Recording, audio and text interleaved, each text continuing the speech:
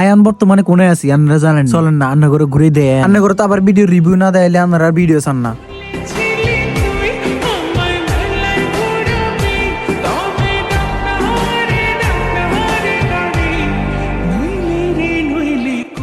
তো যাক, ভিডিও যেহেতু শুরু হয়েছে আমরা হিনে চলে যাই। কাহিনী হয়েছে না আগময় স্বপ্ন দেখছি, যে স্বপ্ন আছে মেলেই দেখছি। এত বিশাল বড় ছোট্ট একটা মেলা হয় এনে বুঝি না এটা যাই বেলনা সুন্দর করে তবে কিন্তু ফাঁদ দিল এর যে ফাং ফুং করে রেডি হয়ে আস্তে আস্তে গর্তন বাড়ি নিচে যাই আর গাড়ি এন ভালো চালিয়ে বড় রইছে, আস্তে করে মুছি লইছে। ইন অল্লি গল্লির মধ্যে গাড়ি চালাবার মজা কেন বাইকাররে বুঝে, আর মাইয়া গুনে এইসব বাইকাররে খুঁজে। আই হইদে বদ্দা তোরা যাইকিন খুঁজো না, একিন বেগিন আর কাছে চলে আসে। কারণ আর একখানা অভাব আছে, কারণ আর ফেম টেম করার অভ্যাস আছে। তো ফোয়া ফাইনের লগে দেওয়ান মাত্র ফোলাবেন হদ্দে তোর কাছে বাইক আছে, আইফোন আছে, তাহলে তো তোর কাছে মাইয়া ফোয়ার টালো আছে। ফোলাইনটা এটা বুঝি তারি না কি রে ভাই, বাইকও আছে আইফোন আছে আর কাছে, কিন্তু কোনো মাইয়া হঠাতে হারি না। আর কাছে বর্তমানে কোনো মাইয়া আইও বেগুনে আর দেখলে মনে করেন আর ফেম করি একটা টালা এলাই, কিন্তু অথচ হুদে মিছে বেগ তো বেশি বড় ওর করতে হইতে আই চলে এসে মেলার কাছে। এখন এটা ভিতরে ঢুকেছে আই এম যে কিয়া তবে আর কেন তো হইদি এনে অনেক মাইয়া ফোয়া আছে যেখানে ভিডিও ন করি। আর এই মেলাটা এত ছোটখাটো হয়েছে যেটা একেবারে বলার মতো না। তবে এই মেলাটা আমার কাছে একেবারে ভালো লাগছে, যেটা একেবারে গরিবের জন্য না। আর যদি দোকানে সব করতে যান তাহলে আপনি দেখবেন যে কোনো মেলায় গেলে সবচেয়ে বেশি থাকবে মেয়েদের জন্য। একে তো মেয়েদের প্রত্যেকটা প্রোডাক্টের দাম হয় বেশি, আরেকদিকে মেয়েদের কেনার চাহিদাটাও একটু বেশি থাকে,